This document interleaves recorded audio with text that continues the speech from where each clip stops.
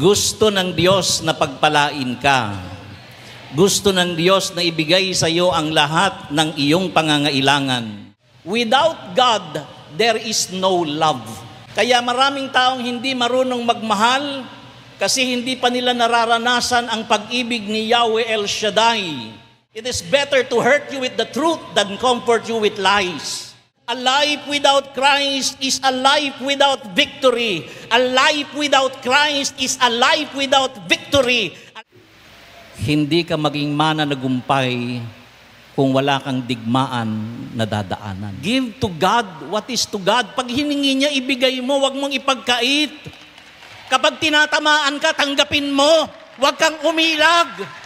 Pero ang dugo ni Jesus ang sinasabi, Ama, patawarin mo po sila. Hindi nila alam ang kanilang ginagawa. Alam niyo ba na ang bawat sugat ni Jesus nagsasabi sa atin, mahal kita. Bawat sugat, mahal kita. Mahal kita. Mahal kita. Mahal kita. 5,480 wounds speaks God's love for us. Bakit hindi mo siya mamahalin? Kung grabe ang kanyang pag-ibig sa iyo. Why not love Him who will love you the most?